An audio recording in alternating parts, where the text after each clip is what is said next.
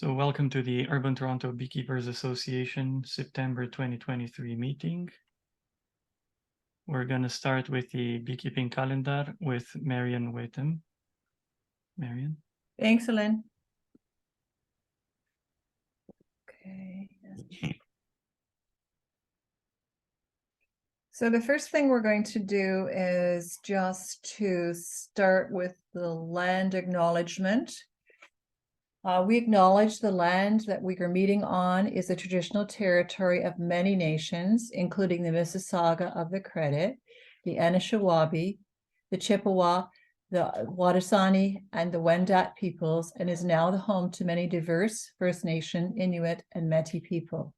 We also acknowledge that Toronto is covered by Treaty 13 with the Mississauga of the Credit. I'm Marion Whittam. I'm the interim vice chair of the UTBA, and it's my pleasure to present each month the Beekeepers calendar. The Beekeepers calendar is a guideline to what beekeepers should do in the bee yard, but every bee yard is different, and of course beekeepers know their bee yards the best. When I teach, I always teach using online references for the presentation. This presentation is being recorded, so my presentation will be up on YouTube in a few days. I teach from OMAFRA's information, which is scientific, the OBA, the Ontario Beekeepers Association, and actually all of that is very scientific information.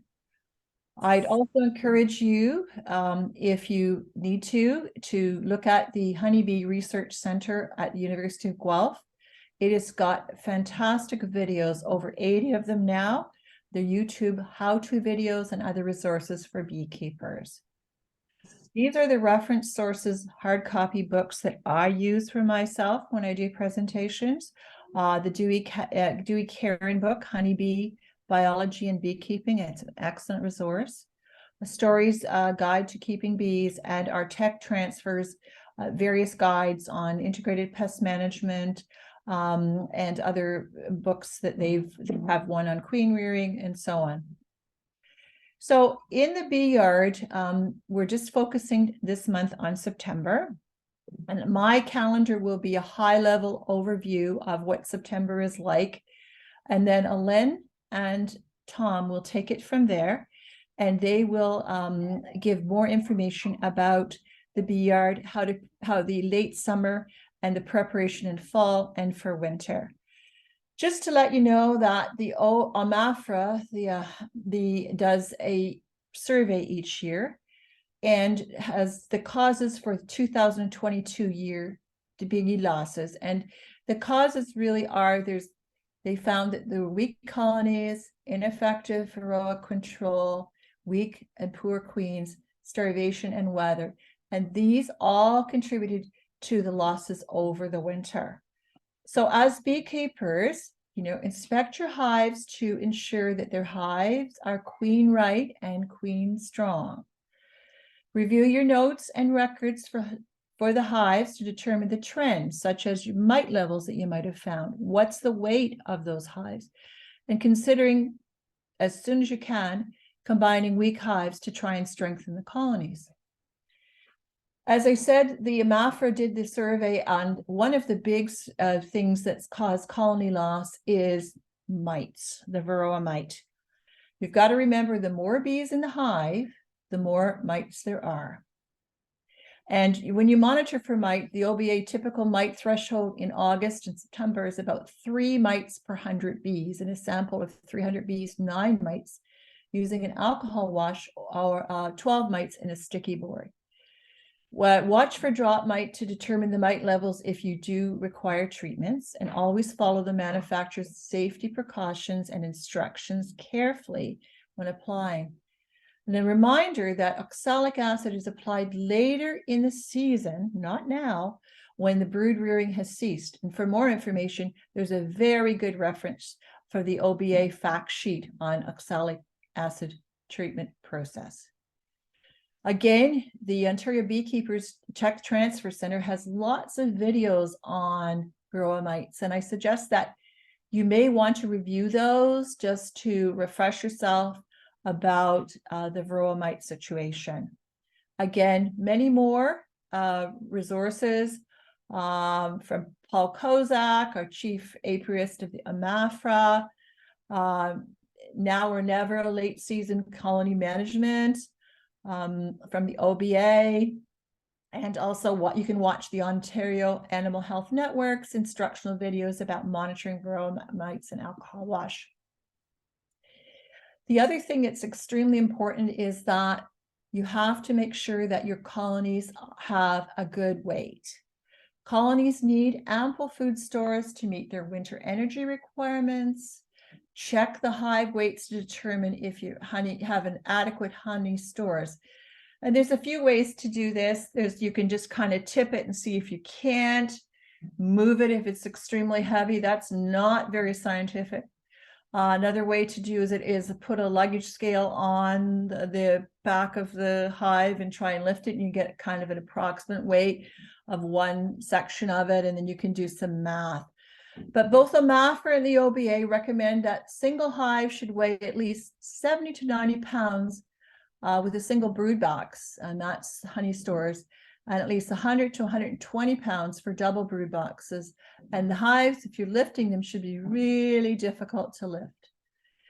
The timing of feeding is important. So if you decide to feed it's a bit light, it should be after harvesting your supers. However, not too early, because the queen needs room to lay the winter bees, and they'll be laying them now. And the bees need time to transport, cure, and cap the syrup before winter, and the temperatures must be higher than 10 degrees centigrade or 50 Fahrenheit when the bees stop flying. And again, a great resource from OBA about feeding bees. Oopsie, sorry, back here, something's gone wrong here. Also, after you extract your honey, if possible, you should try and freeze your frames for a couple of days to kill wax moth larvae, and take time to inspect your winter wraps now to see if you need to have any additional insulating material and order it. Get hold of your entrance reducers or mouse guards. Ensure your bear fence, which should be operating if you do have bears in your area all year, but it's working well. And clean and tidy up the bee yard. The other thing is that if you go through your miticide strips and find that things are expired, or you've got expired unused bee medications, this year there's the Clean Farm program that will collect unwanted pesticides and medications free of charge. And I've included a link about what the requirements are and the drop-off locations. It's very similar to if you've got expired medications in your medicine cabinet, that you turn them into the pharmacy versus putting them in the garbage. So we have some very exciting UTBA events coming up this month and next month. The UTBA honey extraction event is Sunday, September 17th from 9 to 5. At 327 Bering Avenue in Etobicoke, and see the e-blast for more specific details and registration. We can only, with the extractor, have a limited amount of frames that can be extracted during this time period, so registration is required. And look at that e-blast for other specific details that are required. Another exciting event is the UTBA Honey Festival, and it's on Saturday the 23rd from 9 to 1 at the same address. And see that e-blast again for more specific details and details about what you need to do to bring your honey there and display it and so on. And Renee Nadeau is sort of doing this as her project. And just with the honey extraction event, it's Michelle Wolfson's bee trailer, and Damien is the one that's the focal point for that. And a very great and interesting topic, which will be Ken Coyle, member of the Royal Winter Fair Honey Committee, will be our speaker on Tuesday, October 3rd at our regular meeting location. So that is that'll be extremely interesting. A few years ago, we had Vince Navadan, and he was there, and now we're going to have Ken Coyle. Other exciting things. I remind you that the Royal Winter Fair is just about 2 months away, not a little bit under that. And it's 101 years old this year. If you're interested in putting your honey into the competitions at the Royal Winter Fair, the deadline is Friday, September the 29th to have that register. Fees are $6 per entry. You can either drop your exhibits off from this time from October 17th to the 22nd, or it can be mailed, but if you're in Toronto, it's easier to drop it off. It's at there's details at the website, and the judging is on Friday, October 27th from 9 to 3 p.m. And the judge for that is to be determined yet. The other very exciting thing is that Ontario beekeepers who are members now have the opportunity to display their honey at the Royal. They don't have to go into competition. Rather, there's going to be a big showcase of all kinds of Ontario honey, and a big focus on Ontario honey and its diversity and all of the important education about honey for the public. So how it works is you would visit a participating retailer, and I've listed them on the next slides, to collect an empty jar. And these jars are specific size jars chosen for this showcase, so everything fits. You fill that empty jar with your harvested honey, and you leave a little head of space as possible when filling it. It does not have to be from this year's honey harvest. The more unique the color, the better. You fill out the beekeeper's profile, and there's the link for that. You return your filled honey jar to your retailer, or Michelle has asked, because she's an OBA director, to have it brought to our UTBA meeting on October 3rd, and then she will gather everything and get it ready. And the jars will be on display at the OBA booth this year at the Royal Winter Fair. All beekeepers who successfully fill out an online registration will have their information displayed on adjacent monitor via rotating slideshow, so the public can meet the beekeepers behind the honey. So this is the website, and you can certainly get more information. It sounds like an absolutely fantastic event for our beekeepers. So there's just a list of everybody in the province that's participating in that you can get your jar there, and then you can return it there, or in our case, it's best to give it to Michelle, and then that'll be a fun thing. So I encourage you to be well, to enjoy the rest of the late summer and fall, and to get your preparation going for winter. And Alin, I'm going to turn it back to you.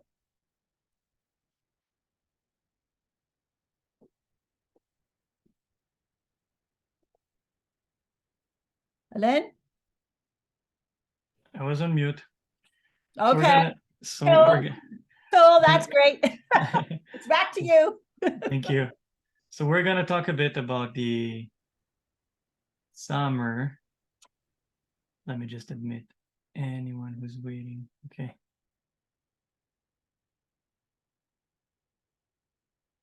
In my particular case, we had a very strong start, and then it just kept us busy with a lot of bee growth and splits and swarms. So it was kind of a very eventful summer. Alin, could you snuggle up to your microphone? Yep. Thank you. Is that better? Just give me a tiny second. Is it better now? Yes, it's better. That's great. Thank you. All righty. So I was saying, like, we had a very strong start for this season, and it kind of took us by surprise. And it just kept going until around beginning of August. And I kind of see now what I used to see until a week ago. There's a bit of a dearth in some of the yards that we have. I would kindly invite all the members that want to chime in with their own experiences and questions. And I'll pass it to Tom for now. Yeah, I've for me, this has been an interesting year, and probably more questions than answers. Last couple of years, I'll back it up a little bit. You know, I started off as a typical hobbyist with a couple of hives and worked my way up. And, you know, today I'm running about 100 colonies. But how I got there was basically buying queens from other Ontario breeders, typically the Orbs breeders. I used to get a lot of my queens from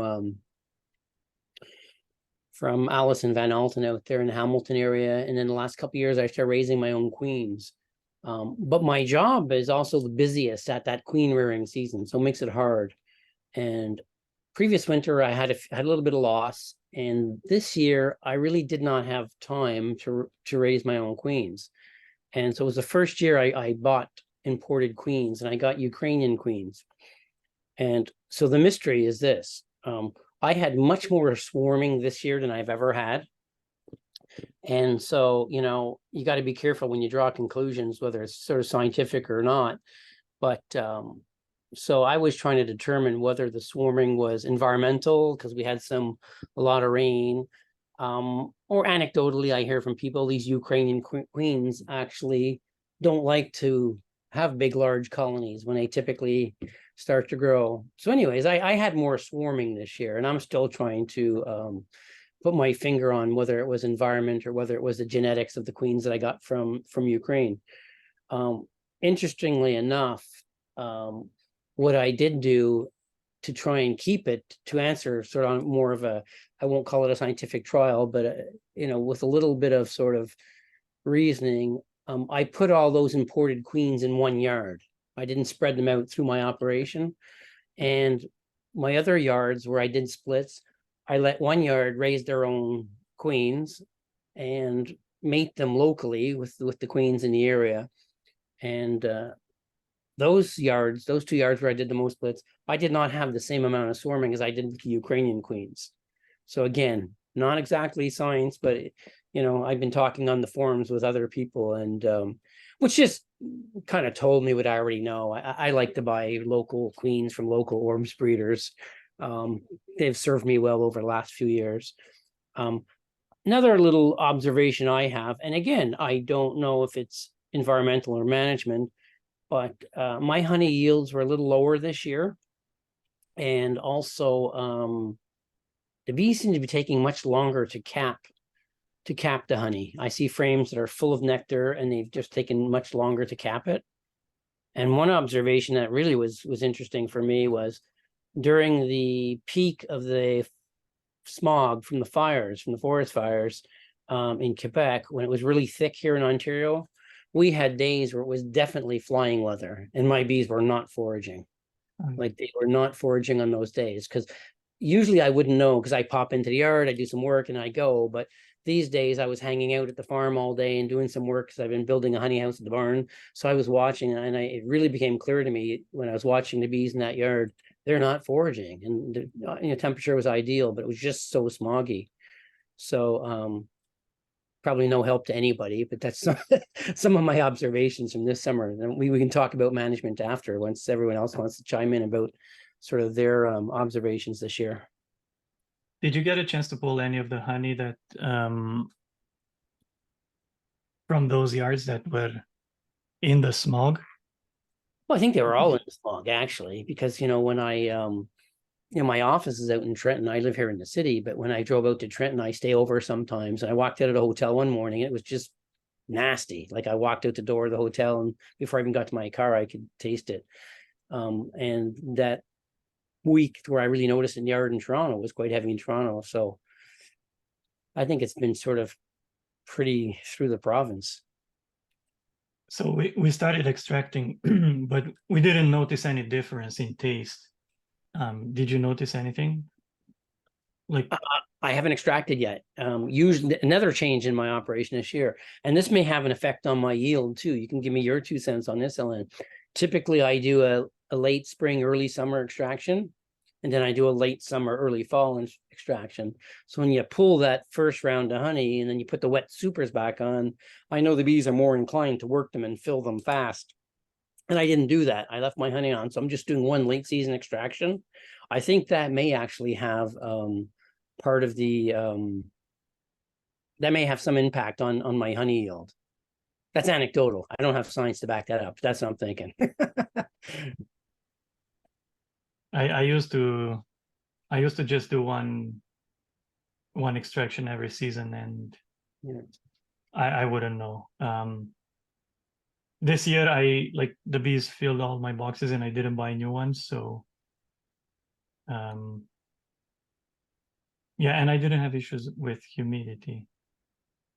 Like to me it seems that actually it's possibly for some of my yards is drier than usual. Mm-hmm.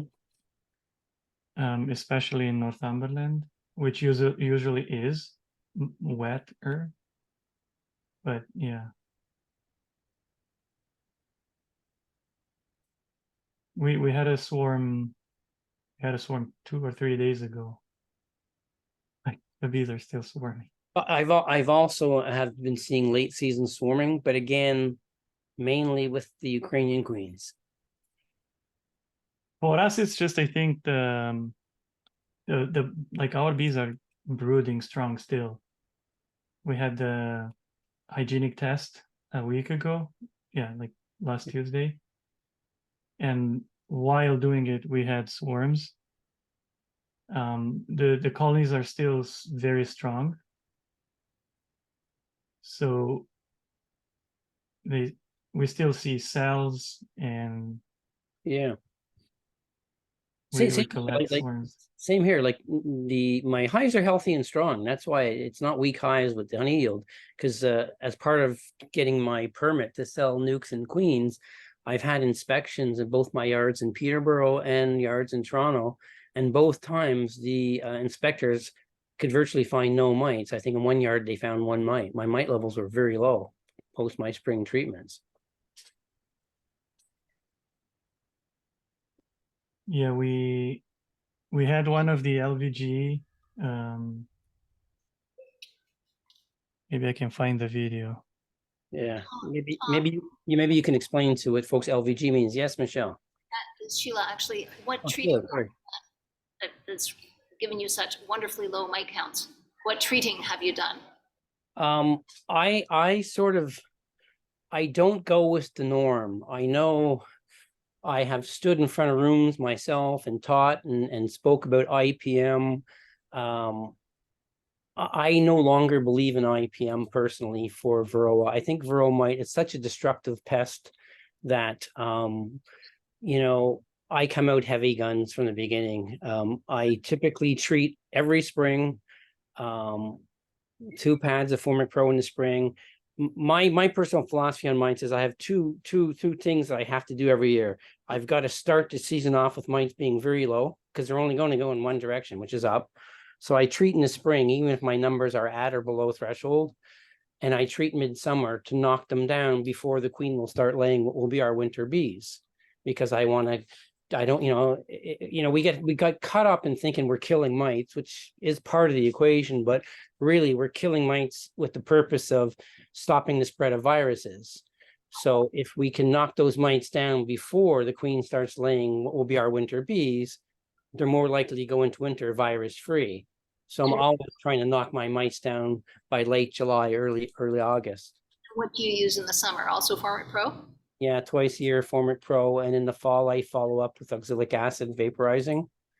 I've never in 12 years used a synthetic miticide. I don't have any issues. You know, some of the synthetic miticides are very effective. You know, Apivars are very effective. I just personally have never chose to use it. I started beekeeping on an organic farm, so I've only ever used organic acids. Thanks. Okay, so let me share the screen. Is the background noise here too much? You can mute from time to time. So when we are doing the hygienic tests, basically they pull out frames and then there's going to be liquid nitrogen poured onto a specific number of cells. And while doing this, so the frame was laid flat, I noticed, can you see the cursor?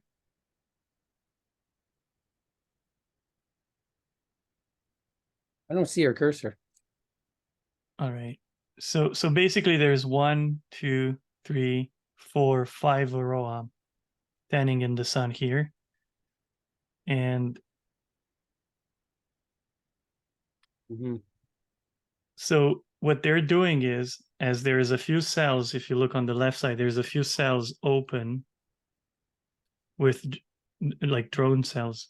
So they just got out and they're hanging around to get into new cells to continue their reproduction cycle.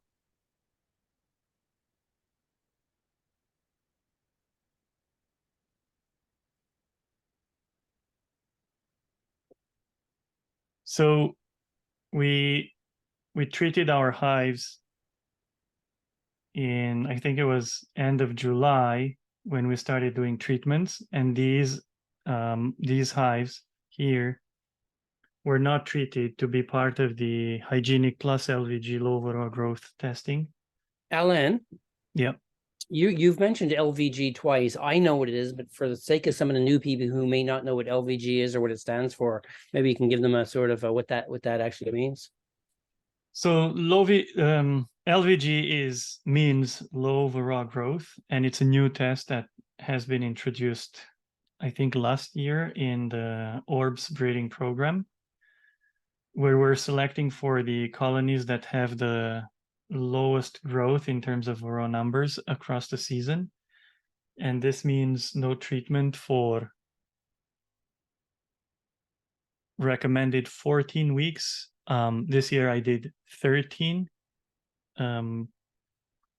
So you have to have that queen laying in the colony for, I think it's more than 7, but the best results you get at 14 and then 12 to 14 weeks. So when the tech transfer team comes, they assess the hygienic behavior, and then they also do a mite count, and we overlap the results. And from the best colonies, we breed further. I'm going to show you another test that we started this year. Just give me a tiny second.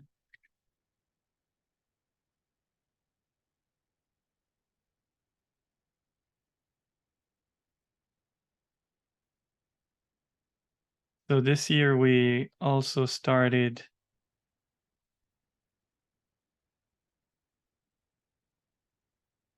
doing VSH testing. Alin, just to clarify the LVG for the newer people. So in your yard, when you're doing that LVG, you're not treating all these colonies. So what you're looking for are the performers, the ones where the varroa doesn't grow. If you have some that go way over threshold, you'll take them out of the test, you'll treat them, but the remainers are the ones with the low varroa growth will be the ones that you selectively breed from. Yeah, so every year we put aside some hives. They don't get any treatment that year. Like we don't treat in the spring because we do oxalic in the fall, and then we usually don't get any mites until late June, maybe July. So in the LVG colonies specifically, we try to manage them consistently. There's no splits going on. One of them swarmed in the end, so it was disqualified. The other one, as you saw, had a lot of mites, so that will be probably ranking at the bottom of the list.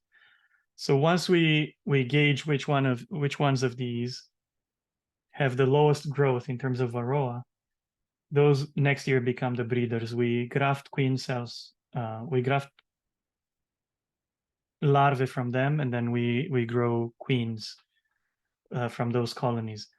The next year, the hope is that because we've selected the previous year the best, next year we should get an improvement. So by selecting repeatedly, hopefully soon we'll get to a point where we get some hives that need less treatment or no treatment at all. So again, part of the ORBS program, we do the hygienic testing, which checks that bees can detect brood disease and then remove those diseased larvae. And then the LVG was added 2 years ago. And now we started also doing the VSH testing by pulling the larvae out. I'll show you in a bit.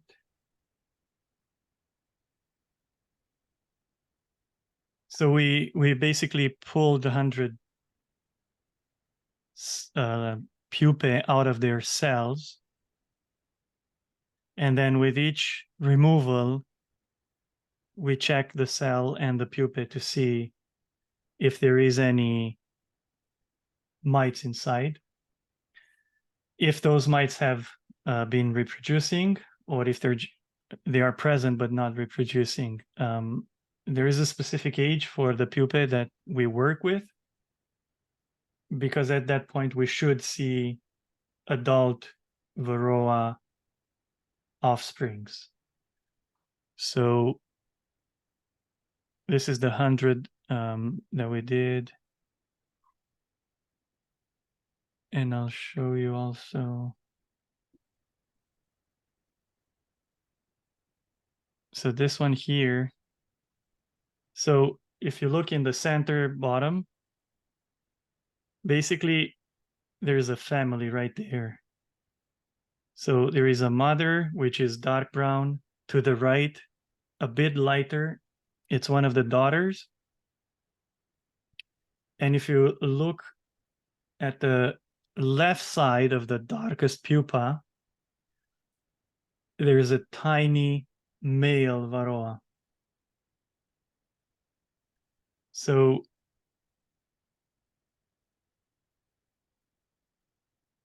yeah, I can't zoom further than this, but basically The males are white, which makes it really hard to see. Yeah, and the males are very, very tiny. Like they're maybe a quarter of a regular varroa mite. So for reference, almost translucent. Yeah, it's this guy. So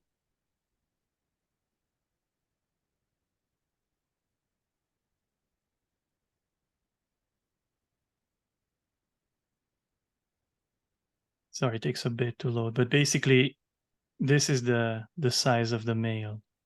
It's so tiny.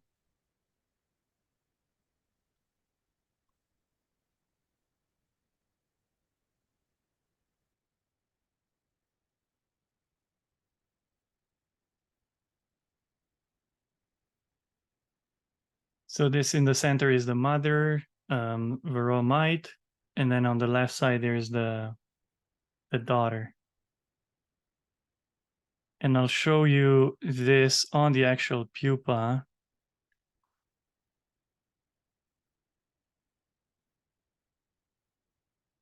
So if you look like at this image, the pupa has the eyes on the bottom of the, like on the bottom side, right? And as you go midway on her body on the left side, there's a varroa mite. That's the daughter. So when we pull this out, I missed the daughter basically. I didn't see it. Only when the others start moving in the cell on a second examination of the pupa, I saw this one. So it's a bit tricky. But anyway, they're there, and our test is basically selecting for activity on detecting and removing these.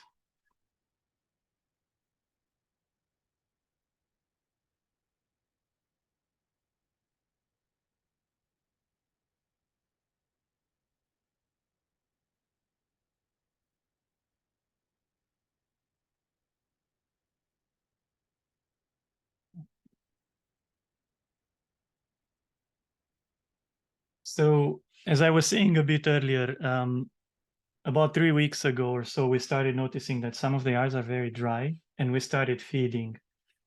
And yesterday, when I was checking one of the hives, I noticed that on it was a 10 framer, and they had food maybe on 3 frames, just a ring around the brood. And there were basically 2 or 3 empty frames. So a note of caution: check your hives for stores. If they're growing still with this heat and there's no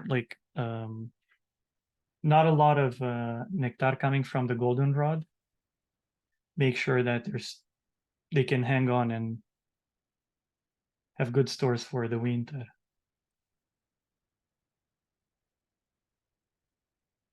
Does anybody have any questions in terms of or want to talk about their summer?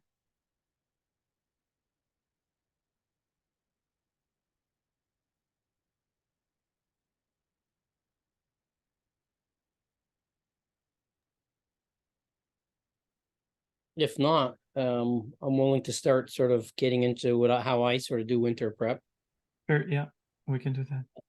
unless anyone else wants to jump in first. No. One of the things, especially working for NOD, one of the questions I get a lot, and a lot of focus with some of the very new beekeepers when it comes to winter prep. When we think about winter prep, everyone goes to wrapping the hives for winter. And as far as winter prep goes, that is the last thing on my list, and probably the least important thing on my list. Winter prep for me starts in July, August. It's when Marion went through the beekeeping calendar, she talked about the results we get every year from the OMAFRA surveys. And, one of the #1 challenges for overwintered colonies is poor varroa control. So it doesn't matter how well your colony is wrapped or how much insulation you have on there. If you go into winter with a high varroa count and any type of viral load, you're doomed. So, so that's why I say winter prep for me begins in July and August. I got to know that when that queen starts laying what will be my winter bees, my numbers are low. The other big thing for me, which is critical for everyone, whether you will run single or double brood boxes, but because I run single brood boxes, it's more critical that once I pull my honey, which is going to be next week, like Alin said, I got some big, strong colonies. Some of these colonies still have 6 and 7 frames of brood, but I'm seeing very little nectar in that bottom brood box. So if I was to pull that honey and heft that brood box, there's no weight to it at all, that brood would not emerge very healthy, and there wouldn't be any nectar in there to feed them. So it would just set that colony back. So with singles, for anybody who's running singles, you got to know that once you pull your honey supers off, you got to either do a heft test or go in and take a quick peek, because starvation could happen within days, right? So it's not like, oh, I'll pull my honey and I'll throw some feed on in 2 weeks. No, not with singles. You either so that's feeding. And of course, the other option is overwintering with honey, which is nothing wrong with that either. I prefer to feed. With double brood boxes, typically this time of year, you're running double brood boxes, the bees are storing nectar up in that upper box. You probably will still have to feed. I mean, I go by the OMAFRA sort of target numbers. The target number, according to OMAFRA, for a single is 70 to 85 pounds. And for a double brood box, it's between 100 and 125 pounds. So that double will buy you some time, you know. So we won't get into what's better, single, double. There's no difference, just different management styles. But feeding's critical. You know, varroa control number one, feeding number two, and the third thing that I learned the hard way as a new beekeeper, because you know, we got caught up in numbers, wanted to grow our numbers and stuff. But by this time of year, you know who your weak colonies are. If they're underperforming and you're looking at a colony, if you're thinking about buying a queen this time of year, in my mind, that ship has sailed. I'm not buying any queens in September, introducing queens in September. That colony has a problem. It's probably queen related, unless it's disease. If you can eliminate disease, but you just got an underperforming queen, it's time to, that queen had all summer to prove herself. She goes, you merge that colony with your stronger colony. We call that taking our losses in the fall, because by doing that, that colony has a much stronger chance of overwintering. And then in the spring, you can split that colony, and then it makes more sense to buy another queen, get an Ontario queen, and now you've got two strong colonies, as opposed to spending all that money for treatments, feed to keep a colony alive that really doesn't have enough force or workforce strong enough strength to get through winter.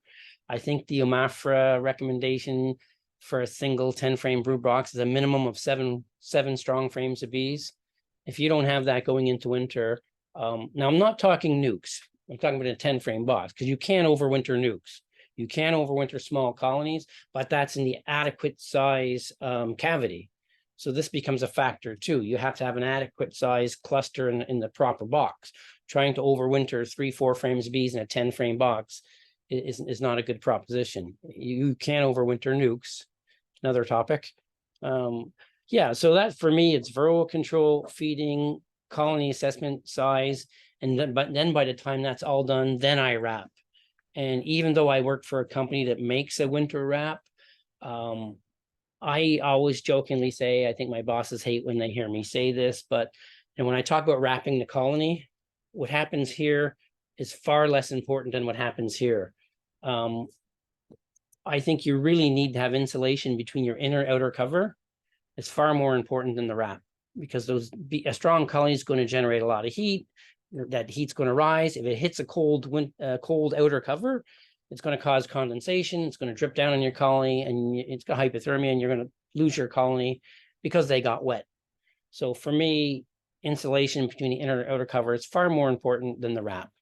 Most wraps are giving you basically a windbreak, a little bit of thermal gain in the spring. I do wrap, but again, let's say I had no wraps and I had to make a decision. I'm going to spend my money on insulation between the lids or a wrap. I'd go with between the lids and put an entrance reducer on.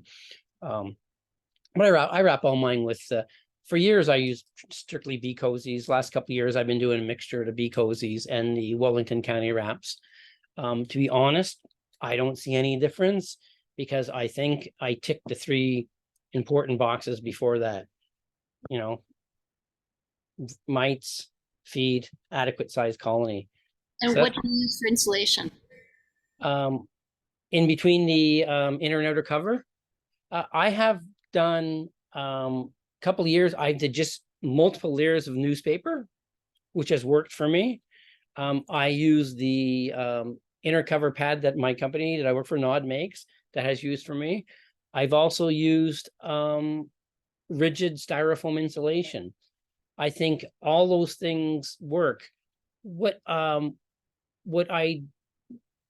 own personal thoughts, and I think there is some science on this, the insulation that I put between my inner and outer cover, the goal that I'm putting that in there is to stop that hot air that's rising hitting the cold outer cover. I'm not putting that in there to absorb moisture. There's a lot of products people are selling on the market to absorb moisture. I let the bees take care of that. They know which moisture level they in there. I have upper entrances. It's worked well for me. That's how I was taught through tech transfer here in Ontario. There's a lot of people who don't use upper entrances, but again, I think that really depends on your hive configuration. But yeah, for me, the insulation is, again, not that critical as long as you have something in there, right? But I'm not really looking for it as to absorb moisture. I'm using for just to stop that heat from rising. Can I interfere just a bit? Sure. So there is a video from Etienne Tardif, which he's keeping bees in the like really far north. Alaska. Yeah, and he is clearly explaining there that he measures the fact that the bees produce humidity, and I'll repeat, they produce humidity. They make the air more humid on purpose, because that is how they then use that water for them, right? So us, when we add those water absorbent kilts and tops and whatever, we are interfering with the bees and are taking away water from them. Keep that in mind. So he's measured the conditions in which bees, they raise the temperature and they allow it to cool in the cold so they can benefit from the condensation on the walls, right? If you get into a situation where you see, oh, but my kilt, gathered so much more moisture, is because they, poor beings, worked harder to produce that humidity, which was being sucked by the kilt, right? So my recommendation is, as Tom was saying, they know better than us. We should give them top insulation, but maybe about the rest, we should hold on. And Alin, what do you use for top insulation? So it's either styrofoam, like the cheap one from Home Depot. If it's an R, 1620, it's fine at the top. And then around it, whatever, something that is wind and waterproof, just so that if it rains or snows, it doesn't leak inside or on the boxes. But I do thick insulation in inner covers. Like I have deep inner covers and I put thick insulation there. And we noticed big differences. When we do the oxalic in December and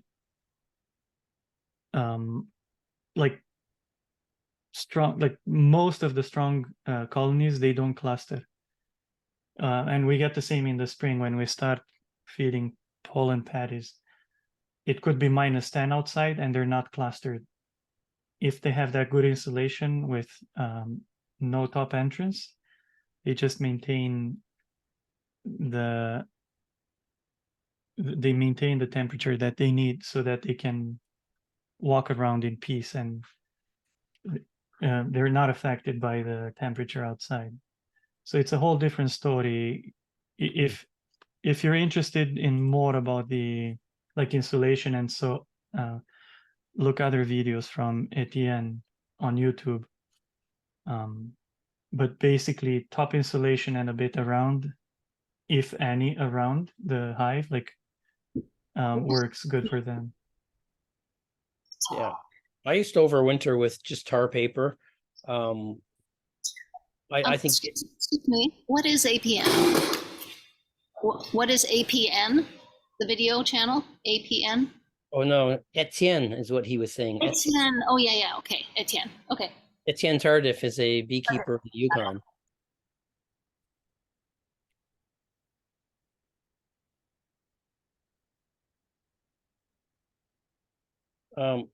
Something else I didn't touch on. I don't know what you do with this, Alin, is I went through a period where I was using fondant, something like Apifonda or one of those products, Ambrosia. There's several products on the market, and I was putting it on all my colonies after I fed my syrup as an emergency feed. But again, what I was finding out was, if you got 1, 2, 3, 4, 5, 10 colonies, it's not a big deal. When you start getting up to 100, everything, it's money, right? So what I found is that my colonies that were fed properly with liquid sucrose, and I'm a big advocate, that's where syrup belongs. It belongs in the comb, not on top of the top bars. The colonies that I fed adequately with enough feed hardly touched the fondant come spring. The only time when the fondant was consumed was the colonies that I underfed or I didn't feed properly. So what I do now, just as a money saving thing, is I always have some fondant on hand, and come, end of February, March, when it starts warming up, I go out to my yards and I heft all my colonies, and they should be a certain amount of weight. I know what they should feel like. And when I pick up one that's, that feels really light, I open it up and I'll throw some fondant in if the colony is still alive. So I use it as an emergency feed. That's kind of my 2 cents on the fondant. Yeah, the fondant works great in March and April. Like, we really saved a few colonies this spring. But as a rule, just as you said, it's better to have a good feeding strategy in the fall, or a very good location where you don't even need to feed, which doesn't happen in Northumberland for us. Goldenrod can sometimes supply a lot of nectar, and then you get the resources for the winter, but many times it doesn't. So checking the hives now, like beginning of September, end of August, and if they're light or not very heavy, just take whatever honey you consider you want to take. It's to be for your own use, and then immediately start feeding, because especially with this warm weather, we get 4 to maybe 6 weeks where they can process that feed into honey that they can use for the winter. And the syrup that they will, and the honey that they put on the frames, not only that it's food, but it also acts as a heat mass, where it sucks the heat that bees produce and then it slowly releases it. So it helps the bees in multiple ways. And again, as a strategy, preferably feed in the fall so they have enough stores. The hives are heavy, rather than adding fondant, which may also leak on the bees. So it's not, you can't predict how it's going to behave at some point. And use the fondant as an emergency food. Alin, you mentioned that you don't use an upper entrance. Do you do an entrance reducer on the bottom? So yeah, what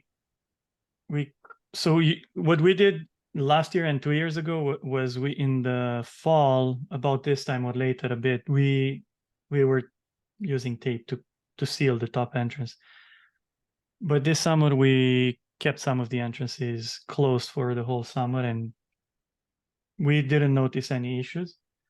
And to answer your question, we do use entrance reducers, and we don't tuck them in completely.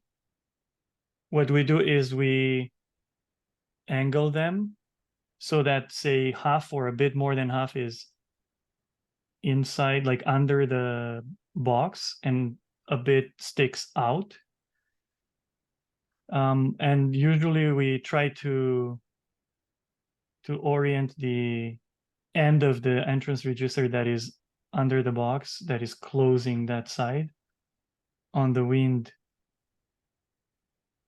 side. Like, for instance, in one of the yards where we have strong winds coming from the west side, that is going to be closed. So then if the wind blows, it's going to be hitting the entrance reducers and then going out, instead of putting more air inside, like enhancing the airflow. So we use the entrance reducers, but we don't line them with the box. We keep them a bit out, like one of the ends is out, so they can have, in case there's a lot of bees, dead bees at the entrance, they don't block the entrance. Thanks. Yeah. Well, one of the things I found when it came to entrance reducers is I find with all things beekeeping, when you're choosing products or management styles. There's always pros and cons to everything. When I say I was using a mixture of the Wellington County wraps and the bee cozies, when I'm short of entrance reducers, I'll tend to not put the entrance reducers on the ones where I use the bee cozies, because I'll pull the center of where the seam is down tight across the hive in the center. And so the bees are exiting through the two corners. So sometimes I won't put my entrance reducer on just because I'm short. I don't want to buy more. With the Wellington County wrap, if anyone's ever used them, when you put those on and slide them over, they sit on the edge of your landing board, so you're open. So the entrance is wide open. The Wellington County wrap is not stopping any wind from blowing in. So with that wrap, I tend to use the reducers. But the cozy, when you pull it down across the center, it kind of stops the wind. So I kind of I got half my yard with reducers and half not, depending on what wrap I have on. In a perfect world, I'd probably put an entrance reducer on all of them, just mainly for mice protection, so slow down the mice from getting in. But again, that's when you get to a certain number of colonies, every piece of equipment you buy is money. So that's kind of my rationale why they're not all got entrance reducers on. Yeah, we tried to have entrance reducers on all the hives because we had mouse issues. And then in some deserted colonies, or I would rather say nukes, the mice and probably squirrels or chipmunks, they were chewing the frames and making like long, I would say not even sticks, but just fibers of wood, and then using those to create a nest. So for us, it's everybody gets an entrance reducer, and then, to cut cost, we make those instead of buying them. Hi, Alin. Yeah. We'll switch computers here. The first one's running low on battery, so if you could let me in, that would be good. Sure.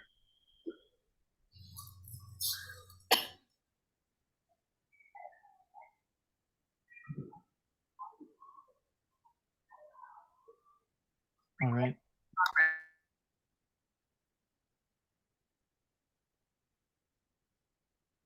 Oddly enough, I haven't had a lot of mice damage. And I don't know, that's just luck or what, but I think it's location. If you're close to some crops, you will get more because they just explode, on the fields. So I know in Northumberland we're very rich in mice. Actually, where I do see them, actually, I shouldn't say I don't have mice issue, is, I don't use pellets, I use hive stands, right? Mm-hmm. And my hive stands, they tend to burrow under the hive stand quite often in the summer when early spring. Sometimes in the spring, I'll replace my bottom boards or change them out or scrape them off. And I take the hive off the stand, I lift the bottom board, and there's a family of mice under there. I find I've created a home for them under the colony, not in the colony. That's where I see them. Yeah.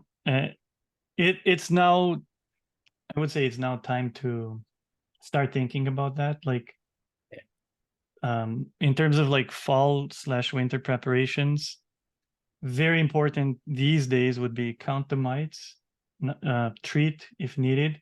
In our case, we treated, and then this VSH test that we did for training, right, confirmed that the treatment worked. Now we're going to do on the now that we have the results from the hygienic tests, we're going to do again some counts on those, but definitely check for the mites, treat, and count again after treatment just in case. And I would say once the honey has been removed, and hopefully you're doing it now or soon, check for stores for winter. This is very important. The next step, I would say, would be check colonies and merge the weak colonies with stronger ones. And don't feel bad about doing that, because a stronger colony in the spring, you can split in 3, but a weak colony will die and then you get nothing anyway, right? So in terms of like fall winter management, assess the strength as well. And the next step would be add entrance reducers. Nights now will be colder. We may get a few more days of very warm weather, but that's going to end soon. We're going to have nights with like 10 degrees, and the mice will start looking for options, and hives are very tempting. So keep that in mind.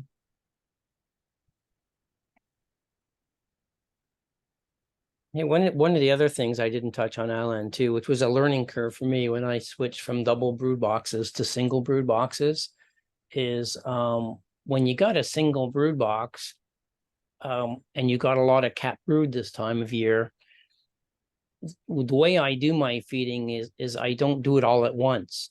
Because if I put my feed on all at once, they only have one place to put it, which is in the frames in the brood box.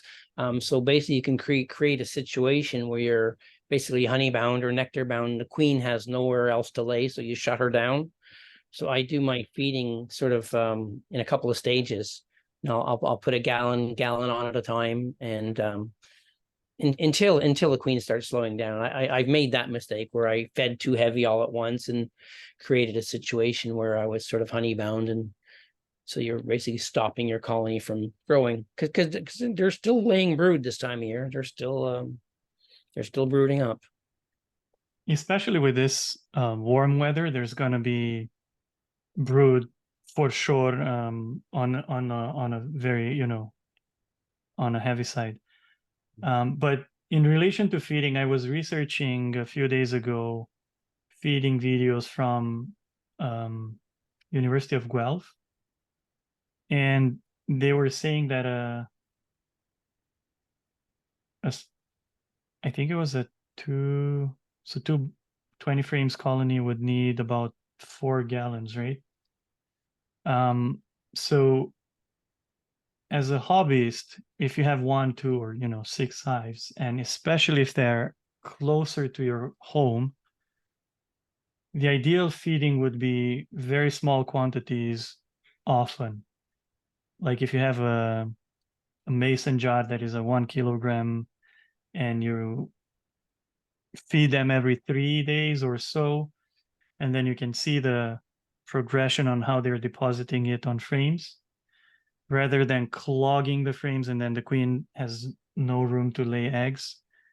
If we feed them less but often, then we keep them in a state where they keep rearing more brood. They consume some of the feed we're giving them, but they also store some of it. That would be ideal. And this is why both me and Tom, we highlight and re-emphasize and say that again, start soon with assessing the winter stores.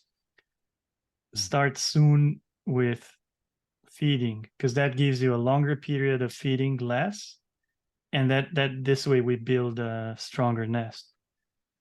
We want them to keep brooding. We want them to keep storing some of that syrup.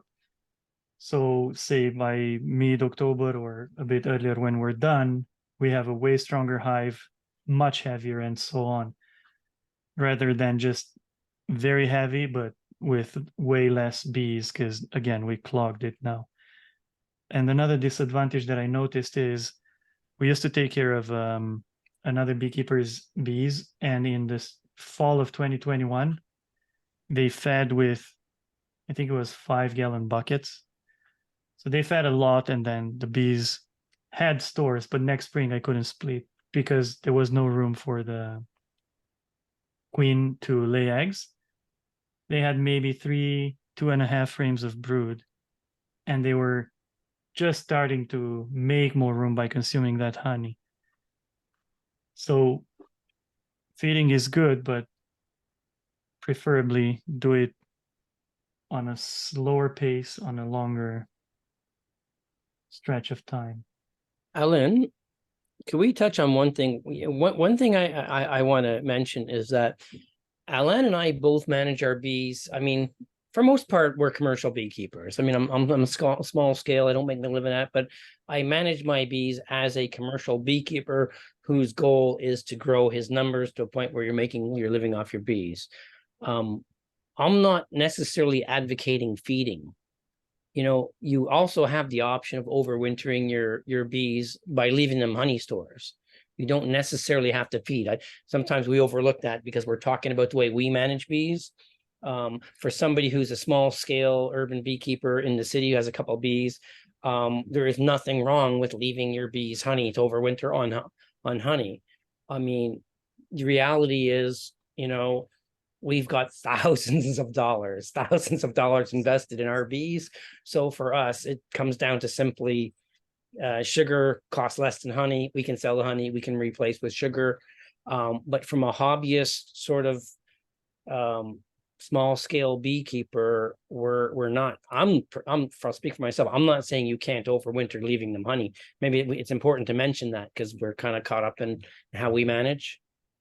Yeah, absolutely. So feeding is optional, that's a fact. And then for some beekeepers, it's just out of the question, and we should respect that. At the same time, I work with other beekeepers, which are sometimes customers or friends. And there is events during the summer that may lead a hive to be, say, queenless for a long while. Or there's a very weak hive that ends up in September with maybe 5 frames of brood and growing, but really not enough stores. And I had that situation this summer where I visited my friends' hives and they were requeening and they were barely any stores.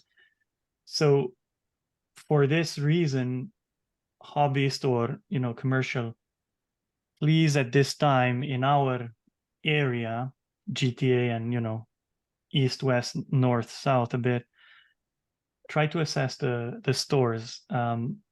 It would be, you know, hard to catch up, say, if you discover that you don't have enough honey in October, right? You can start feeding them, but not enough is going to be consumed by them and turned into syrup and kept and so on. So if you could now take the honey off and assess, or assess and not take honey, it's I think it's optimal. Like beginning of September is a good time to do that, to check the stores, how much honey there is in there, and then make your own decision. Are you going to feed? How are you going to feed? And so on. And definitely don't feed honey from other beekeepers or from the stores, because you don't know if it's contaminated or not. Yeah, I just wanted to make, like, I don't want to be dogmatic about feeding's better than leaving honey because it's just the way I manage. But also too, I think you don't want to ever be dogmatic about, oh, I'm never feeding my bees sugar syrup. And like Alin said, you end up in September and you got a beautiful colony that's been doing well, but all of a sudden they don't have enough stores to get through the winter. Last winter, talking about overwintering nukes, I've been doing singles long enough that I've got it down pretty much to a science. I know how much feed, I know when to put it on. I made all my mistakes. I learned the hard way. But last year, I started overwintering on a bigger scale, 6 frame nukes, some 6 frames and 6 over 6. And I had some beautiful colonies that had, you know, good 18 frames of cat brood, treated, no mites, should have overwintered very well. But I actually didn't really have a good handle on how much feed they needed. And when I came into the spring, I hefted those hives and there was like no weight at all. And they were dead. And when nothing's sadder to see a colony that is dead from starvation, because it's very clear they're all there, they're clinging to, you know, in with their heads in the cells, they're all dead on the bottom board, and you know it's not disease, it's starvation.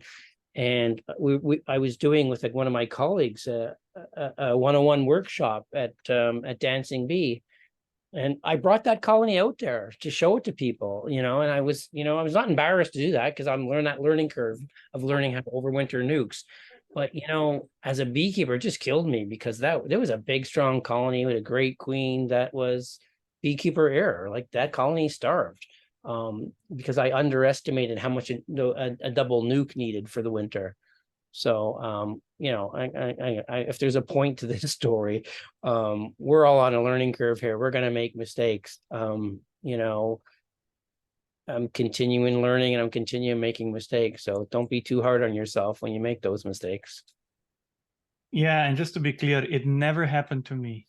I am so good at overwintering. It never happened. So this past winter, I think it was January, we went to see in a yard. We had a few colonies, and 3 of them fell off a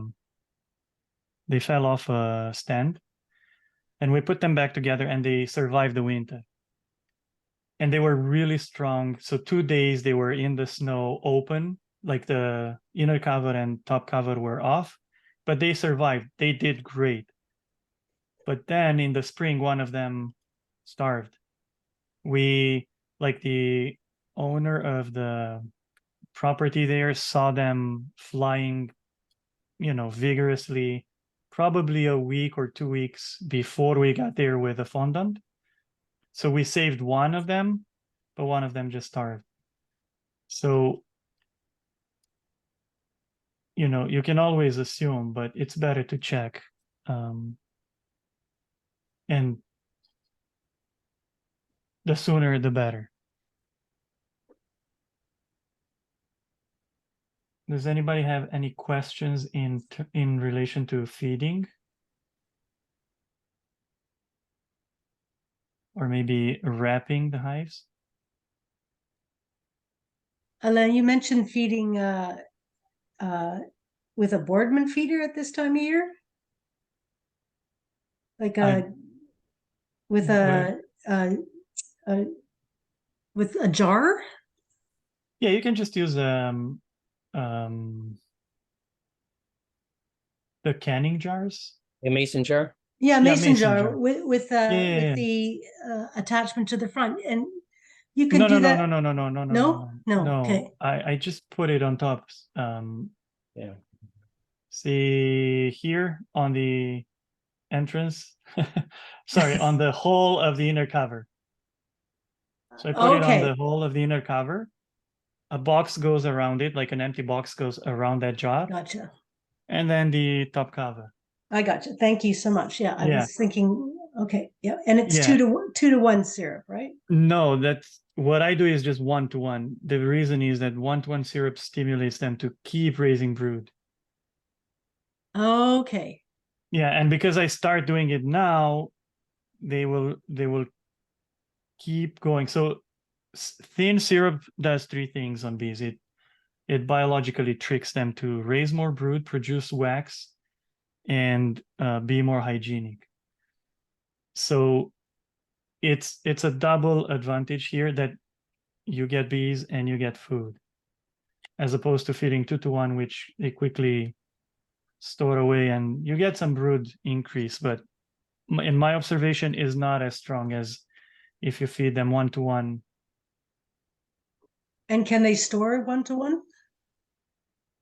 Of course they can, because they process it like nectar, right? It's just like you would feed, like they take the goldenrod nectar. And do you switch later on closer to no, winter? No. No. Okay.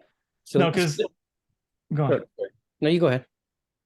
I was just saying that usually I don't feed stronger, like big colonies. There is no need for that, because if I have 2 deeps, usually the one on top is full of honey.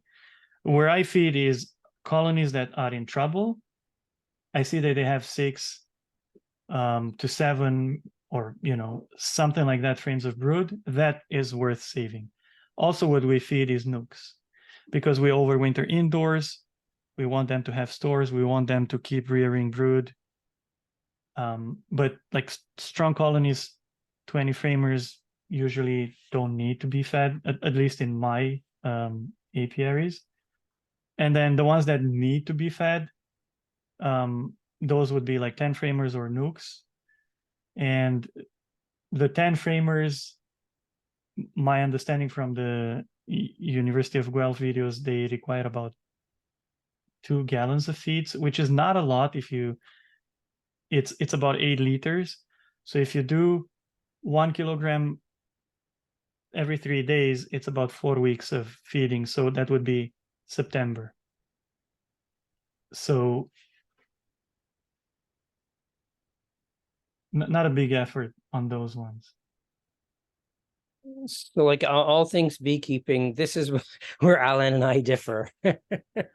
I do 2 to 1 and I do 2 to 1 spring or fall. They'll both work. I think you should also mention that you're getting it more than buying it. So it's No, but even when I mixed my own, I mixed 2 to 1. Yeah, I don't know. I've gone through the research papers on that, and then there's it's debatable. But again, I know. I measure and I find good this results. So on this issue, for me, it's like I don't get hung up on these things. I always tell people, hey, if you're doing something and it works, it's working. Yeah, I mean, yeah, it's just I do 2 to 1. And then we got guys way down south who are even doing it thinner. But we're not down south. We don't want to do that. I guess they have way more time than we do. Yeah, we're up against the clock. The bees have to dry that down. Also, I keep count of the fact that we may have a harsher winter. That's what some say. And then maybe we should be prepared a bit earlier this time. I've got a plug. One of my favorite videos about overwintering bees, because I have this pet peeve about every spring when people start talking about their colony losses and they say, oh, my bees died because it was a really cold winter. I just want to scream because I just don't buy it. And there's this video by she's a PhD in the US. She works out at the University of Michigan, and she's also a commercial beekeeper, runs about 200 colonies, and her name is Megan Milbrath. And Megan has a video, why did my bees die? And she talks about overwintering bees, and she talks about the mythology of, bees dying because it's cold. No, well-treated, healthy colony, adequate size cluster, and adequate size box. They can go through winter unwrapped. And she's got the science to back it up based on studies done through the 50s and 60s in North Dakota, South Dakota, Manitoba. It's an interesting video to watch this time of year. I think this time of year is a really good time to watch that video. Yeah, so that's a very good point. Keep in mind, it's not the cold that kills them. So in expectation of a cold winter, just be prepared for that. Make sure that you feed in time so that they can take that feed. Insulate at the top, and the bees should be fine. I mean, they're overwintering in colder climates successfully, right? Just try to do preparations in time before the shutdown, and the cold prevents them from curing syrup and so on, or even nectar from goldenrod. It's a quiet group. We need more questions. Don't be shy. Tom, I have a question about the installation pad that comes from the Bee Cozy that goes in the upper box. How do you put it in? Tight to the inner cover, or do you arch it up? I have a pet peeve with that product because I always find it's not sized adequately. I agree. I've been trying to get them to redesign it and just fix it, and it's made no progress there. Those deep inner covers that Alin was talking about, I have some of my colonies I overwintered with those deep inner covers. On those ones, I typically put 2 of them inside, so that they're covering the whole area. On some of my what I call my regular, the thin inner cover that just has the hole in the center, I'll put one, but I'll put it in the center. And what I started doing, and it's just my own personal quirk, I put a couple of sheets of newspaper down first before I put that down as a little bit of added insulation, because there's not a lot of space in there to put two of them when you're putting a telescopic cover on top. Okay, so I use my Ceracell feeder box, right, and usually put that on top and then put it in.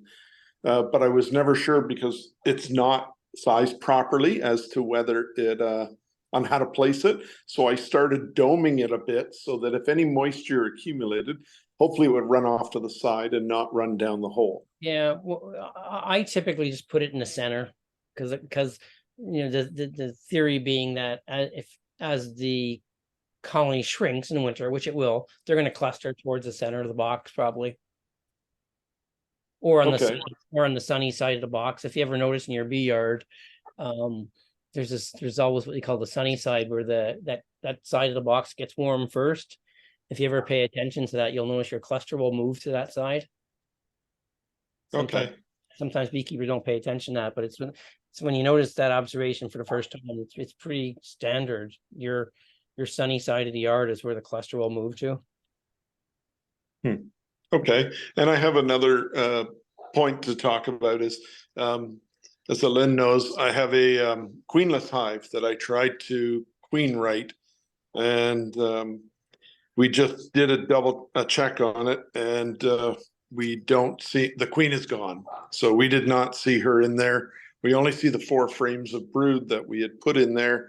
So our next step, and we took that colony about 300 feet away and shook it out.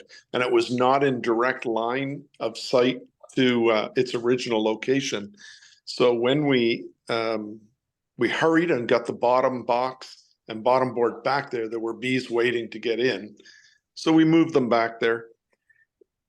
Now what we're going to have to do is take and shake that box again. It's 2 deeps, so we'll move them and shake them, and we will move that hive to a completely different location and close it all up, and then just leave those bees try to find their way into one of the other 3 hives in there. But my fear is that laying worker flew somehow from the point of being shaken out back to that original spot and appears to have gotten inside, unless there's another laying worker that showed up.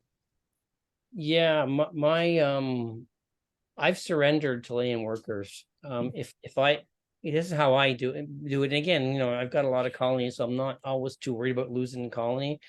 I know there are ways to rectify it, but I don't attempt it anymore. If I have a colony that's queenless and is clearly laying workers, I shake them out. I take the box away, so there's no box at their original home, and I force them to join the other colonies, and the other colonies will let the non-laying workers in, but they won't let the laying workers in. And here's a tidbit I heard recently. Alin, what's your thought on this? I heard something recently I had never heard before. Somebody said on a forum recently that when you shake out laying workers, laying workers typically don't fly. I was on the rooftop, so no grass, so it's easy to see. I shook out a pretty strong laying worker hive on top of the roof, took their colony away, and over a course of an hour, I watched them sort of bearding on one of the other hives. They started joining 2 of the other hives, but where I shook out all the bees, I shook them in 3 or 4 different spots. There was a cluster in each spot of bees that remained there for quite a long time. I don't know if that's fact, myth, laying workers not flying, but that's kind of how I deal with it. I just shake them out, take their colony away so they can't get back in, and force them into another, force the bees that are not the laying workers into another hive.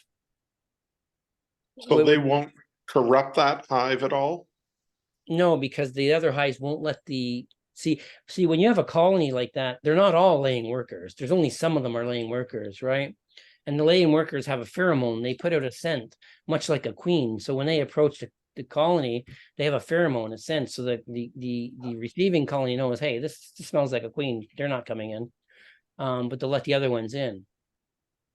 Okay. So that's This one. year we, And oh, sorry, go ahead. sorry, the second is once they get in and there's a strong queen presence, like the queen's pheromone and then the brood, the laying worker may be suppressing its own wish to reproduce, to lay eggs. Yeah, this was a funny year for us. We suffered about 50% loss in our queens. One was a split that the queen did not return. And I think that was around the smoke time. And we had another one, the queen just vanished during that time also. And then this hive, the queen was the other half of the split that didn't requeen itself, but they seem to have struggled for a good chunk of the year. And I guess we should have maybe pinched her and replaced her earlier. But anyway, it was a challenging year. And I agree with the comment of, honey production seemed to be down, yet other people are saying, oh, it was a bumper crop year, everything. We managed to make exactly a little more than we made last year in honey extracting. Yeah. I'm just curious, Alin, did you have any issues with all the rain and the sort of the smoke with your mating? Did you find it affected mating at all with the sort of 1 day rain, 1 day sun, 1 day rain? No, we actually had an amazing year with queen production, and we had the only issues we had was at some point we had a pace of selling the queens that was like we were selling more than we could produce, and we got to a point where we stopped using virgins. So this year we used virgins more than queen cells, but then at the point where we sold most of the queens and we didn't have virgins and we were using queen cells, we had a high rate of queen cells not even hatching. But no, we had no issues with mating, returning, and so on. We had a great season. And even with the smog, we didn't have days of like dark smog. We just had some, like I was in the yards a few days when there was smog, and it was just in terms of visibility, it wasn't really bad. The sun was not strong on the sky, but you could see that's where the sun is, and then a very long distance you could see well. So no, we didn't have issues because of those with the queens. A Formic Pro question. I'm a new beekeeper, and at the risk of embarrassing myself, I have to treat my hives. I have 2 hives, and I've been waiting because the temperature has been so hot. Right. And I'm wondering, because I saw the video of the guy in Alabama, and I know his bearding was excessive, but I'm wondering, I would like to know if it's possible, Thursday morning, there's a window between when the heat breaks and the rain starts. Would it be okay to put the pads in then, or do I need to wait until after the rain because the bees will want to go outside? Yeah, good question. Next week, after Wednesday, the temperatures drop back down to 24, 22, 22, 21. So it's ideal temperatures, right? But my rule of thumb is I never want to put it on the first day if it's raining, particularly a big, strong colony, because they're going to want to come out and beard. And what's going on there is, like, if you have a really strong colony, they want to fan and move those vapors around. And when you have a big, strong colony that's got a lot of bees, some of them have to come out so the bees inside can do that fanning, right? And if you do it on a day when it's raining hard enough that they won't come out, it could have a negative effect. So I always say if it's day 2, day 3 raining, not a big deal. But day 1, you want to get a day where it's not raining. What if I had a canopy over it? Would that be okay? Or still not? I would. They know it's raining. Okay. Yeah, I wouldn't. Yeah. Also, they know it's raining before it rains. I mean, you ever see those days when the rain is coming and they all start coming home in droves? Yeah. Also, if if you already took your honey off, you can use Apilifar, which is still organic treatment, and it works well, which is not as strong.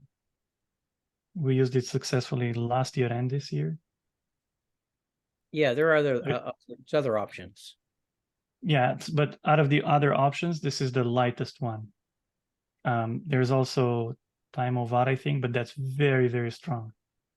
The challenge with the Apilifar is what is it 3 applications now?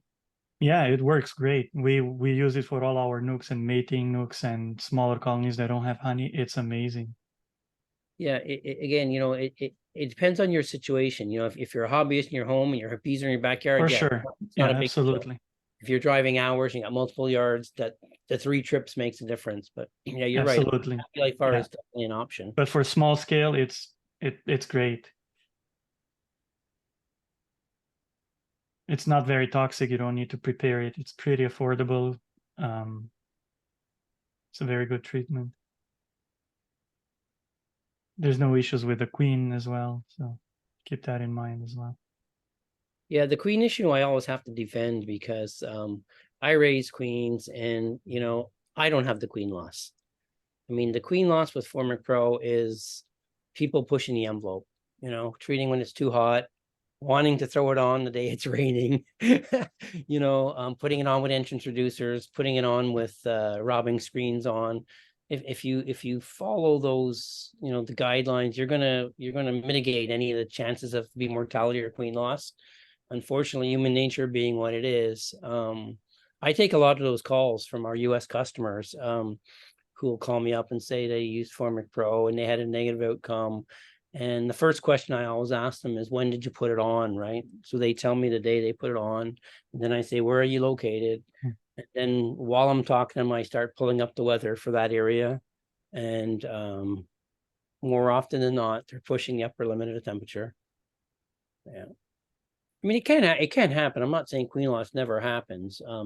In my case, it'll tend to be queen supersedure. And I'll see it with my older queens. Very rarely will I see it with the younger queens, but a well-mated queen, and just, I know for the newer folks who may not know what the heck we're talking about here, a well-mated queen and a young queen puts out a very strong pheromone scent. So the bees in the colony know, hey, we have a good queen, she's mated, she has a strong pheromone scent. As she ages out and she has less and less sperm stored in her spermatheca, her pheromone scent gets weaker and weaker. And the bees will eventually supersede that queen and raise a new queen. Sometimes what happens with the Formic Pro is when you put in that the 2 strips and she's already on that verge of them possibly putting in a weaker set where they may be superseding her, it could trigger supersedure faster. For me, that's never been an issue because basically I'm speeding up what was inevitable anyways. So for me, when I've seen large scale, I keep notes too. My queens are always marked in the age of my queens. So when I do see supersedure, I'll know it's typically my 3rd year queens. So again, I'm always looking to time my treatments not too late in the season. One of the reasons why I like to get my treatments done midsummer to late summer is that, ideally I don't want to be doing Formic Pro past September 1st. For a couple of reasons. One, as we talked earlier, you want to be knocking your mites down before the queen starts laying with your winter bees. But also in the case if you end up with queen loss, the availability of queens starts to decrease. Can you feed and treat at the same time? Pardon me? Can you feed and treat at the same time? Yeah. According to our label, the way our label advised it is no in-hive feeding with Formic Pro. You can open feed or barrel feed. I'm not convinced that's accurate. I have too many US customers. I get calls from guys in the US who say, somebody just told me I can't feed with treating Formic Pro. I've been feeding for the last 3 years and I haven't had a negative outcome. I think we've been overly cautious with our label advice on that issue. So the official answer is no, you should not feed with any type of in-hive feed or when your treatment's on. one of the things for me that is, I always wanted to do a test and challenge on that one, but here's the issue for me. It really depends on where you are, because like in Southern Ontario, where most of my colonies are, I almost never have to feed in the spring. We get a pretty early nectar flow. The only time I feed in the spring is when I'm doing aggressively very early splits and I'm trying to draw a comb, right? So for the average hobbyist with a couple of colonies, it's rare that we have to feed in the spring if we left enough feed and honey over winter. So it's not really a big issue here. And if you're treating midsummer, even if we happen to be in a slight dearth period, your colony should have some food reserves. So feeding and treating for me has never been an issue in Southern Ontario. It becomes a real issue for some of the people in some of the southern states, California, we have these long dearth periods, and the feeding with former crows an issue. But I never really consider that much of an issue in Southern Ontario. Hey, Tom, I was just wondering, did you say you mark your queens? Yes. What do you use to mark them? I use the standard queen marker that most of the beekeeping supply stores sell. Oh, they sell it. What is the brand? I forget the name of the brand. Come on, somebody on there. Posca, P-O-S-K-A. Yeah, Posca, yeah. Not the, and they're not the best markers. So you got to learn how to use them. Like when you open a Posca marker, you got to dab like a cloth or something, because they tend to run and you don't want ink running all. So you dab a marker until you get it to the consistency you want. Then you mark your queen. Oh, okay. And does it last like a whole year? Or does it last a whole year, or? It lasts a few years. Yeah. Oh, really? Yeah, Oh, yeah. If you apply it correctly, it will last a few years, even 3 years. Yeah, like I had a couple of white queens that were actually still performing quite well that I remarked, and I was quite proud of those girls because they're like 3 years old and they're still laying up a storm. Oh yeah, interesting. Okay. Yeah, and with marking queens, you can, if you want to mark your queen and you're scared or afraid in the spring, you can get, say, 2 colors of markers, and then with a different color than the current year or the target color, right? Okay. Yeah. Train yourself on drones. Oh, okay. You catch them, mark them, and then this way you'll learn how to handle them without losing the queen. Once you're confident, say after 30 yellow drones, you can mark the red queen. Oh, okay. Yeah, I'm not actually a beekeeper, but I'm interested in them. Yeah, but basically that's what we do. Every spring we train, like in the month of April and May, before we start queen rearing, we mark a lot of drones. Oh, okay. And then once we start getting the queens, our hands are already accustomed to the process.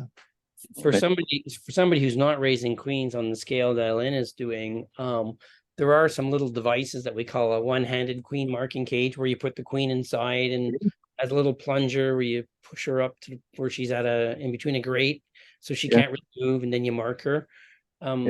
They take a little getting used to too, but for most part they work, and so you don't have to physically hold her while you're marking her. Oh, okay, interesting. Thanks. Okay. Yes, inside yeah, definitely. Nicole says goodbye. Bye, guys. How's everybody feeling about their bees going into winter?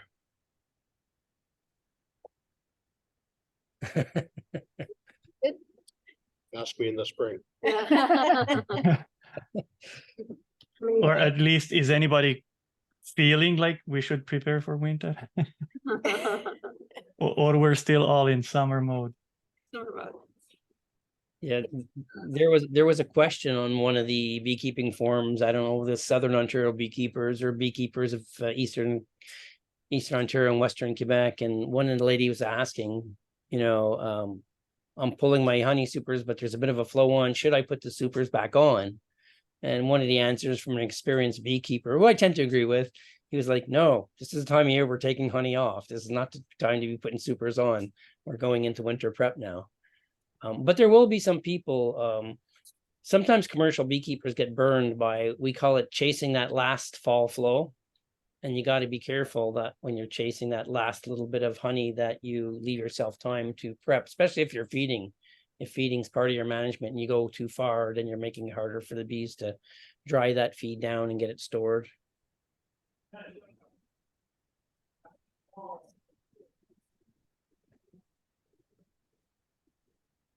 I have a question related to the feeding topic. So you mentioned that we need to control the speed or the volume of the sugar syrup to make sure that we don't have honeybound. My question is specifically to how we control the speed or the volume. Should we use should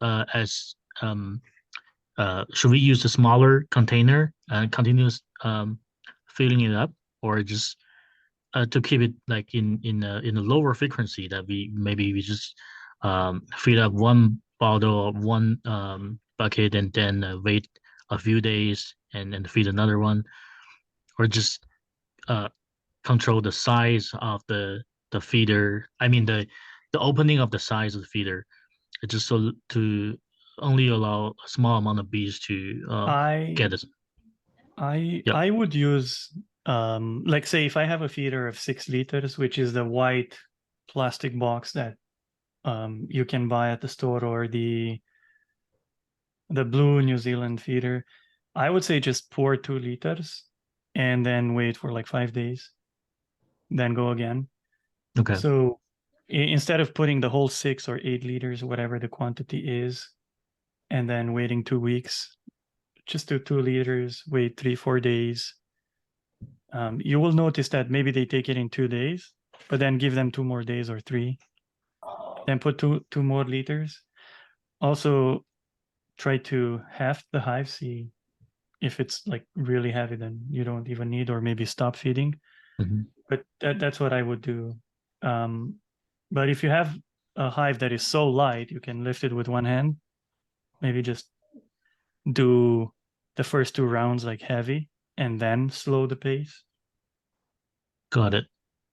Because it's more important to get more in the beginning when it's good weather for them to process it, than later when they can't process it.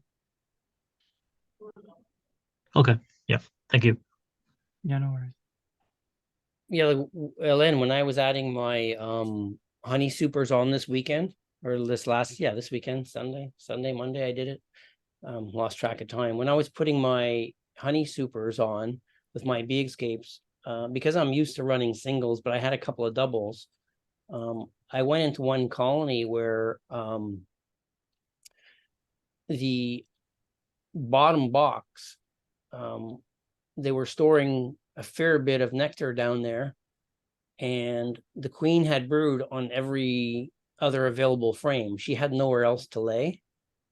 So I took some of those frames of nectar and I moved them up to the upper box, and I lowered the, I gave them some empty drawn brood frames in the bottom box, because I use queen excluders, right? So I knew the queen was down there. So I put the queen excluder so that upper box was all nectar, or all honey, I should say, because they've been bringing nectar and drying it down for honey. So I guess what I'm saying is, on these feeding questions, don't be shy to take a look in your brood box and see what you see. You know, because if you see, for example, 5 or 6 frames of capped brood and 2 frames of full nectar, there's really no room in there to put the feed, unless you've got a double brood box, right? If you got a double, you probably have more room. So it's kind of, again, it comes down to getting comfortable to do your colony assessments and peeking in. And, you know, sometimes, especially when we're new beekeepers, we do our inspections and we're so focused on, do we have a queen? Are we queen right? We're looking for eggs and larvae, and we actually don't even think hey, is there any pollen in there? How much nectar is in there? How much feed's in there? These are good habits to get into when you're doing inspections, particularly in the spring and the fall. You know, because sometimes I get caught with that too. I go in and I see 4 or 5 frames of capped brood. I'm all excited. And then I think, hey, hold on a second. I didn't see any nectar in there. But so I have to train myself to look for that in case they need feed. Yeah, this is a very good point. So as a feeding strategy, I would say inspecting and reading the frames is very, very important. You want to read and look in the cells, and you see they deposit the syrup. In 3-4 days, you see a bit more in the cell, and then you see the cell full, as opposed to you feed a lot. In 3 days, you're doing an inspection, and every single cell is clogged with your syrup, right? With the new syrup. So we don't want that. This is why I was saying try smaller quantities where possible, especially if you have them close. And then as you do a few inspections, say like 5 days later or 3 days later or whatever the interval is, you can gauge, did you feed too much, or is it just the right amount that they can still manage the space to lay some eggs, deposit some syrup, and so on. It's just like with the treatments. You have to do inspections, you have to count mites before and after. So it should always be interactive. You're not feeding just because Alin said so in a UTBA meeting. And then you think you're done. There's hopefully the inspections would tell you, feed a bit more or temper down a bit and so on. It's the same with mites. We do counts. We, gauge that we have to treat, we'll treat, but then 2 weeks later, at least in our operation, we count again. We want to make sure that that treatment worked. So always try to have an idea of what's going on. And that's why on our inspection sheets, which you can download for free on our website, we also have a box where you can make notes on the level of nectar in the cells. So I think it's from 1 to 5, and then for royal jellies from 1 to 3. If say I start feeding now and then most of my cells are dry, I'll just say first level, right? I'll start feeding, and in a week, I see that there's some cells that are half or full. I can go up one on that inspection when I'll write on the inspection sheet, and then maybe even increase the quantity of feed. Then 2 weeks later, I'll see a lot of maybe frames that are full with syrup now. But gauging the pace that they're using it and how they're using that syrup is important.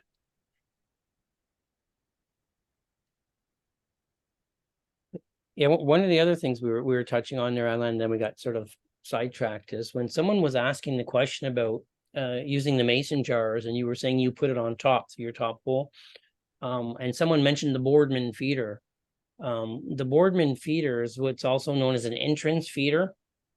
I'm not a big fan of entrance feeders because, particularly this time of year in the fall, they tend to attract the scavengers, the wasps, the hornets and stuff.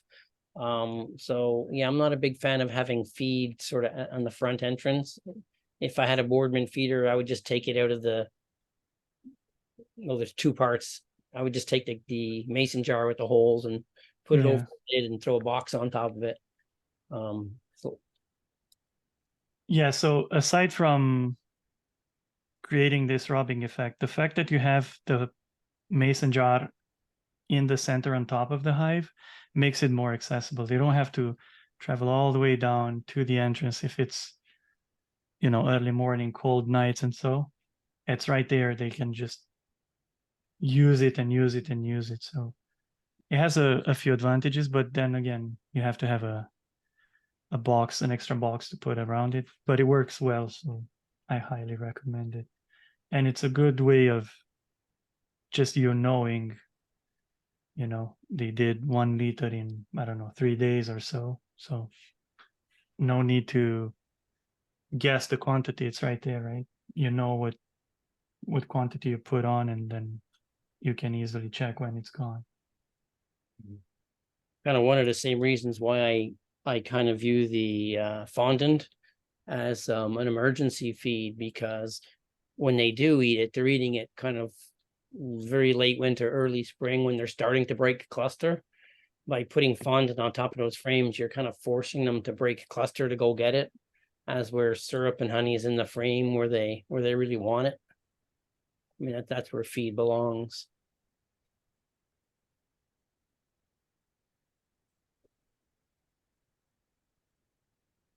Cool.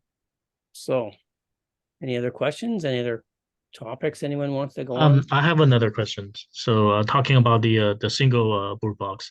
So, what's the impact or consequence if we start to remove the supers and then like prepare for winter, feed the bees too early? So I'm considering this the weather is getting warmer and warmer. Looks like compared with prior years. We still got like 30-degree up recently. So if I started, I keep the single brood box. If I started to prepare for winter and remove the supers and then add the feed to the bees, literally to just stop them from like still increase their population at this stage. Is it going to be like something bad to impact them for winter preparation? If I would have singles right now, I would check what's actually inside there, right? You could leave a box on for like a medium on them for the next 2 weeks, just for the sake of having space, knowing that you will waste that's whatever. Say they gather some nectar from goldenrod in there, like, I don't know, a quarter of those frames. 2 weeks later, 15th of September, when it's getting colder, they start to contract that nest. Take that off, let them rob, and then you have a compact nest with enough food. And so again, if you gauge by looking at the frames that they need more space still, just leave an extra box on for a bit longer. I still have colonies that are super, super big, and we left boxes on them. We know they're going to gather some nectar that we're not going to use. So we either let them rob that, or we spin it and gift it to friends, or use it quickly, refrigerate it. Then once the nights get colder and they tend to lose more of the summer bees and so on, we can just reduce the nest, the boxes. I did the same thing this weekend when I put my bee escapes on, Alin. Most of my colonies, I put the bee escapes under the cap brood, under the capped honey that I was going to extract in the next couple of days. But I ran into a couple of colonies that were really super strong. Yeah. I knew I'm going to be forcing a lot of bees down into there, and they're the guys who are likely to starve because they're that strong. So with those guys, I actually threw a super on top of the see when I put my bee escapes on and I know I'm done for the year, when I put my bee escapes on, I take the queen excluder away, put the bee escape on. But in that case, it's funny when Alin mentions, and that's exactly what I did this weekend.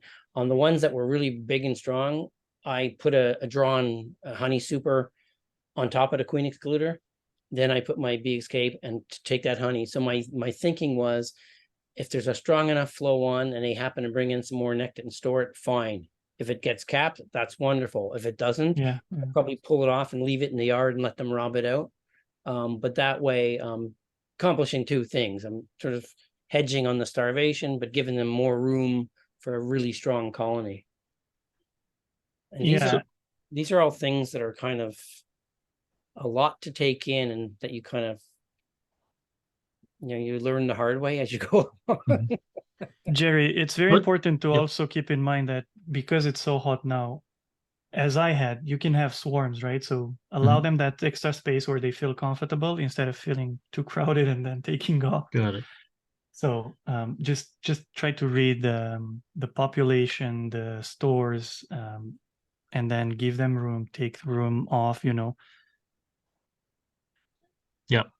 And looks like you guys indicating that the size of the beehive could be a deciding factor one to prepare for the winter, right? To remove supers and then downsize the hive.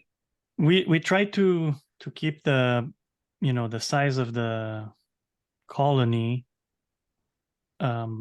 proportional to the size of the cluster. Like if you have a really strong colony and you feel like it's gonna be doing well managing a two deeps, that's okay. Mhm. If it's a strong colony for a 10 framer, for a single box, then do that. But yeah, do always gauge and read the colony instead of just trying to standardize. I see. Thank you. Yeah, and Jerry, sometimes the reason why some people are running single brood boxes and some people are running double brood boxes, sometimes it depends on the goal of the beekeeper. Like some people are managing where their primary focus is to produce as much honey as possible. Other people are nuke sellers where their goal is to raise as many bees as possible. And sometimes honey's just happens to come with it, right? Yeah. So depending on what your goal is can determine how you're going to manage the bees. Yep. Thanks.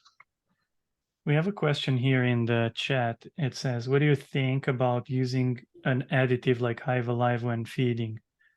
Me personally, I didn't find Hive Alive to do anything, but I used the, I think it's called Healthy Bee or something like that. And the reason is it has a strong scent. And when we start feeding, it immediately attracts the bees. So they find the food quite quickly. So for that reason, I use that. But otherwise, I don't believe in the protective or energetic value that they would provide. Yeah, I'm kind of that was a tough one for me too, because I mean I used to manage a beekeeping supply store, and people would want to come in and buy Hive Alive, and I just I've never met a bee that needed to be enticed to drink sugar syrup or nectar. I watch Paul Kelly's videos sometimes, but he does something interesting when he's not open feeding, when he's actually in hive feeding, when they'll use hive top feeders. Sometimes before he fills the feeder, he'll pour some honey down in through the cluster. He'll drip some nectar or feed. I said honey, but he's usually feeding syrup, just to let the bees know, hey, it's here, and then it draws them up much faster.